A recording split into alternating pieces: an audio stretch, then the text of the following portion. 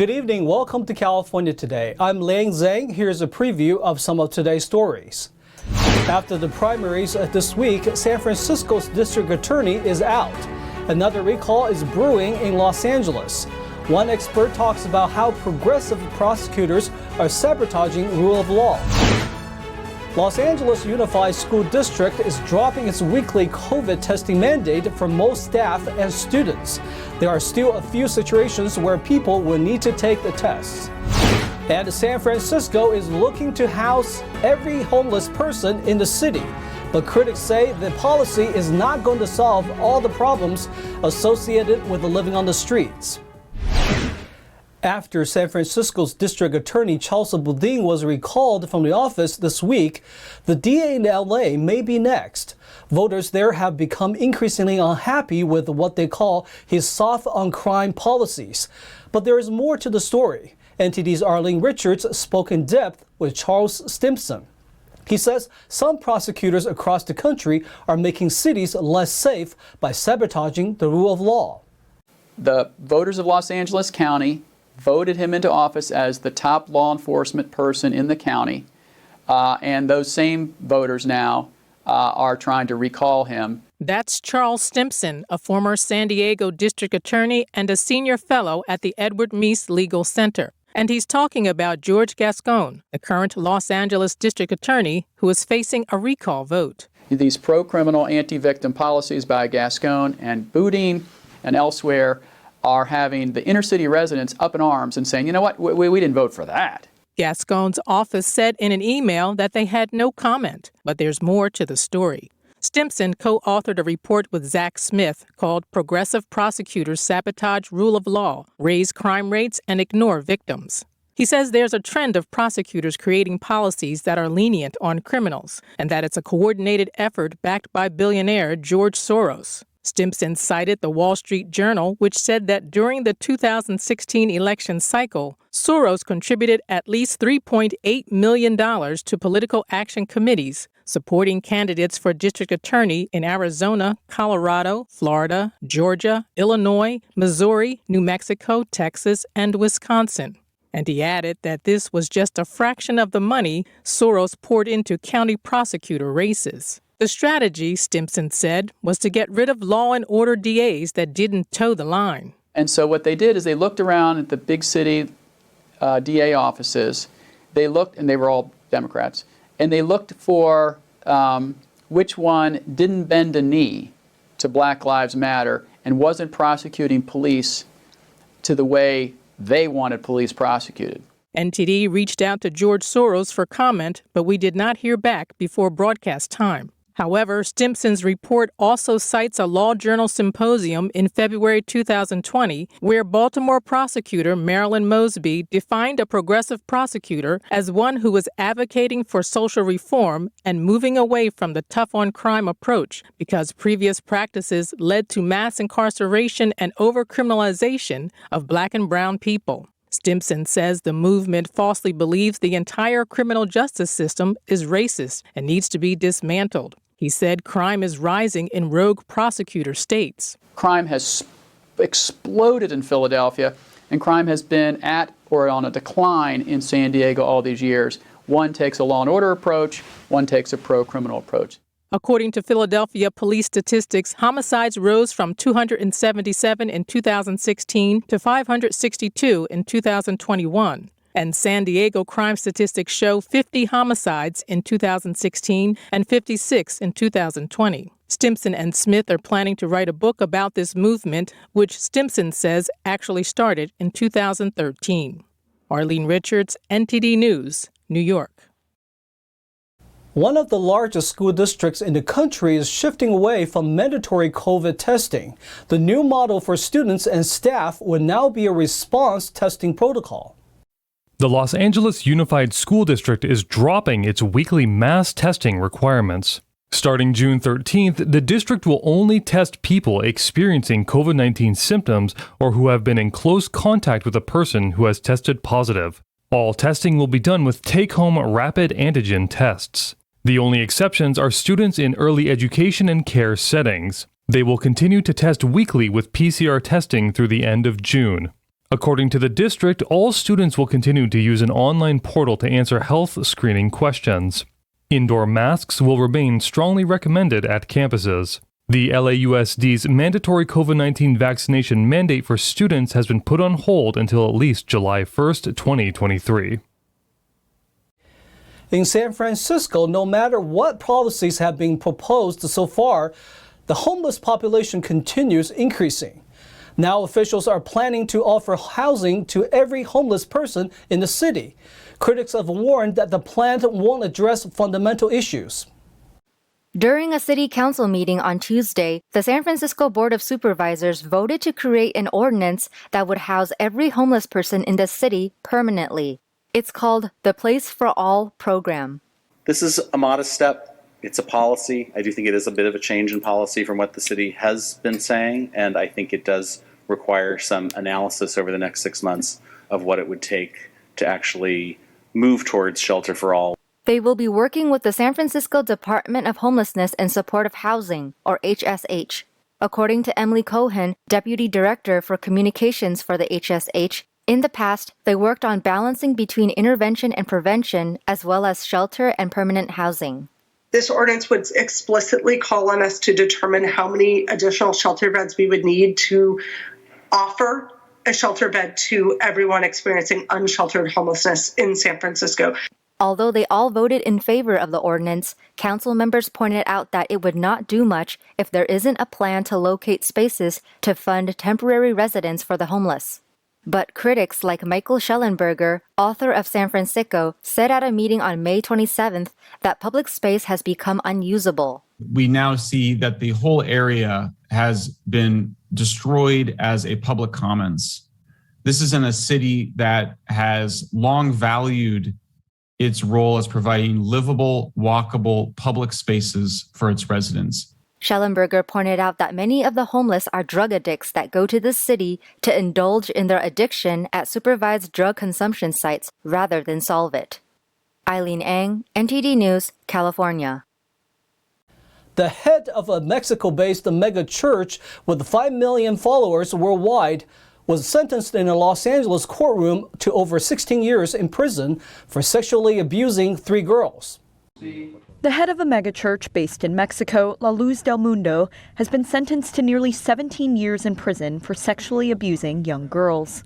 Nason Joaquin Garcia is the leader and self-styled apostle of the Guadalajara-based church, which claims nearly 5 million followers worldwide. He pleaded guilty to 2 counts of abuse last Friday in return for prosecutors dismissing the majority of the charges he faced, including multiple charges of rape, conspiracy to engage in human trafficking, and child pornography.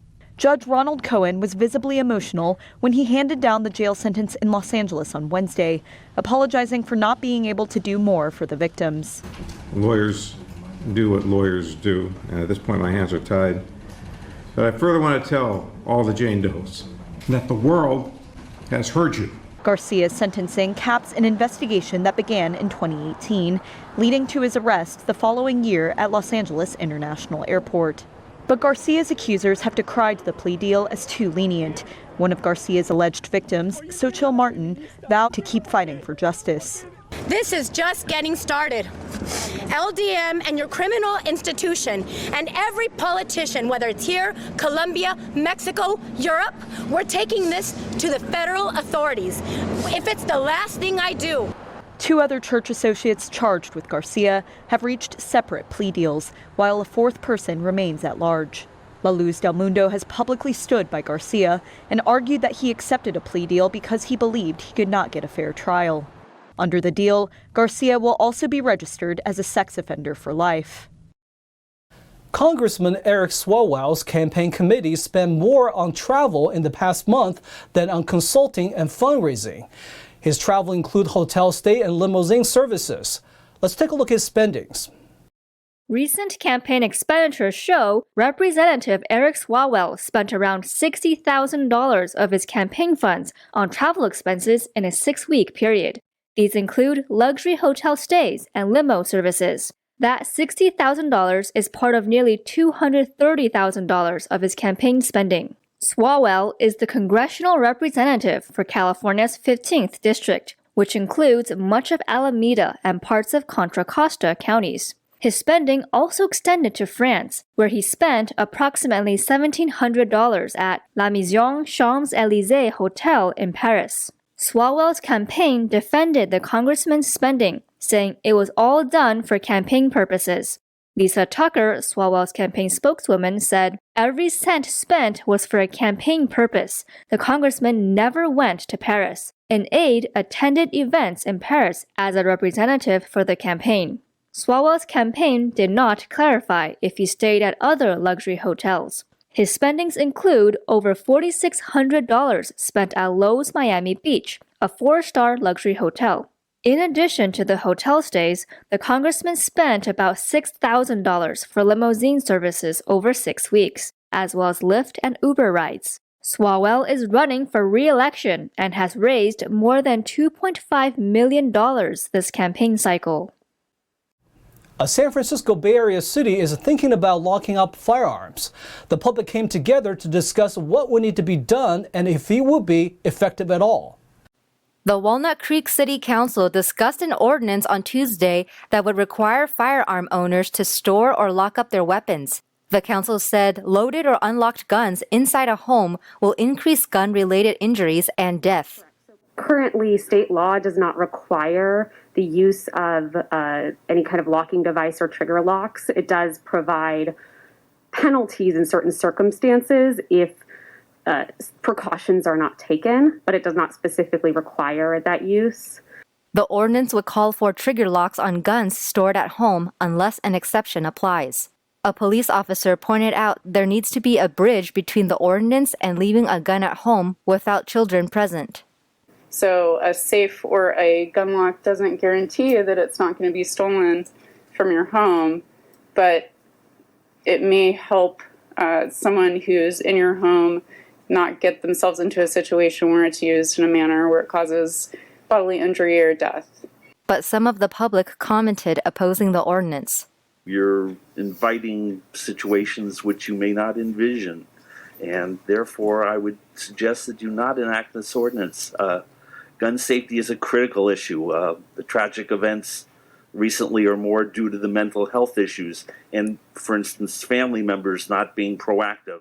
Neighboring Antioch and Pleasanton also have laws that require guns to be locked up. We're going to take a short break, but here's a look at what we got for you when we come back. A dramatic daytime robbery was caught on security camera. While the victim tried to escape, he tossed his expensive watch away from the robbers. We'll let you know what happened after that. 2 Atlanta-based reality TV stars have been found guilty of fraud and tax evasion. They attempted to get falsified documents for purchasing a house in Southern California.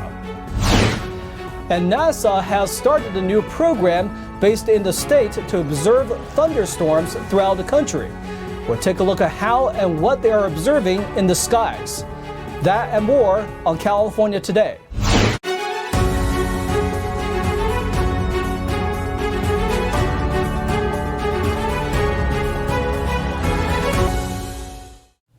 Security footage shows what seemed to be a typical stroll through a Los Angeles neighborhood quickly turned into a daylight robbery. Luckily, the victim got away safely thanks to what some say his quick thinking.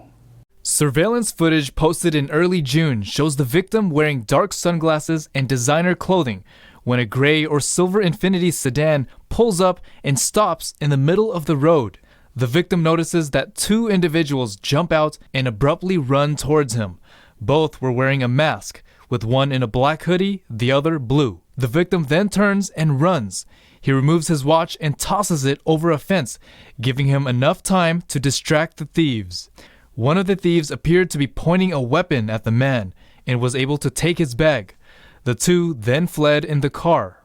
People responded to the footage on Instagram saying it was quick thinking. He was thinking on his feet and expressing relief that he wasn't physically harmed. According to Daily Mail, the incident reportedly happened in the LA suburbs, but the exact location and identity of those involved are unknown. According to stats from LAPD, robberies have increased by 21% compared to last year. There were nearly 3,800 reported robberies up until May 2022, compared to the 3,100 same time last year. 2 reality television stars were recently found guilty of fraud and tax evasion. They were caught when trying to buy property in Southern California. Let's take a look at the details.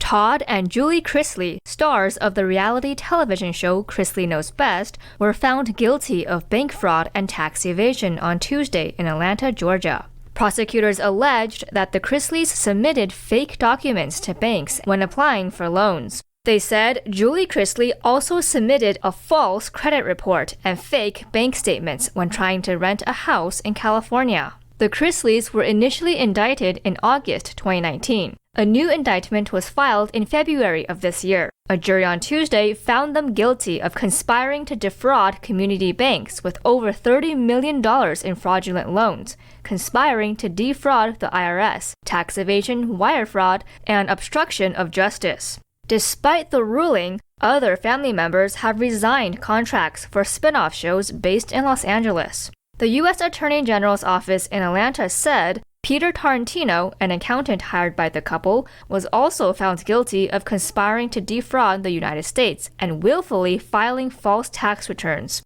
All 3 remain free on bond. Sentencing for all 3 is set for October 6th.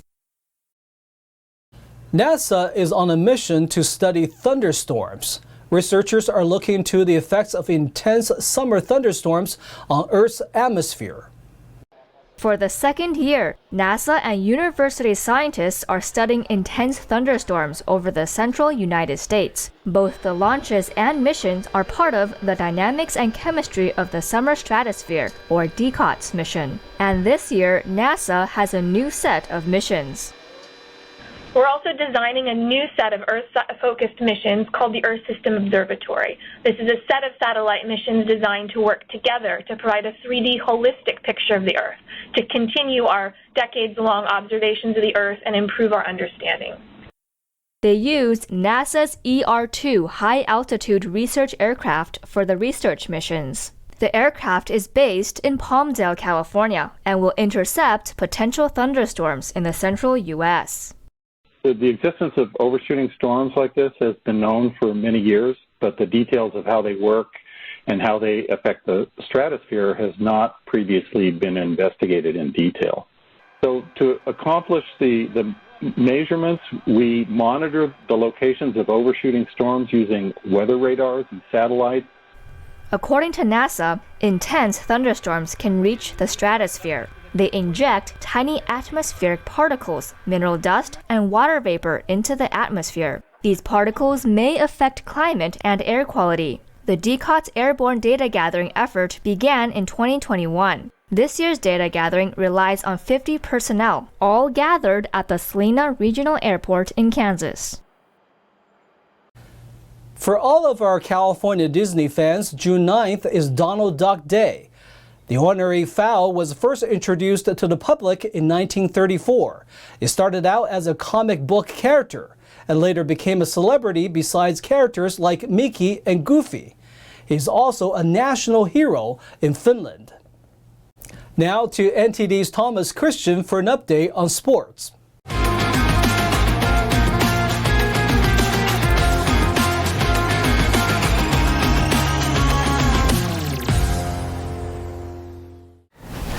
I'm Thomas Christian, giving you the California Today Sports Roundup. Jason Tatum, Jaylen Brown, and Marcus Smart combined for 77 points as the Boston Celtics beat the Golden State Warriors 116-100 to take a 2-1 lead in the NBA Finals Wednesday. Brown scored 17 points in the first quarter, and the Celtics shot 57% from the floor in the first half to go into halftime up by 12. The Warriors came out firing in the third quarter and briefly took the lead on a three-pointer by Steph Curry, who had a game-high 31 points. But the Celtics used their superior size and athleticism to dominate the glass, while their smothering defense led to 16 Golden State turnovers. The Warriors, who suffered a fourth-quarter collapse in Game 1 before responding with a blowout win in Game 2, struggled to match Boston's physicality throughout. Yeah, I mean, that's kind of the game for us. We have to factor in what's happening on the floor. what we need. Do we need floor spacing? Do we need better rebounding?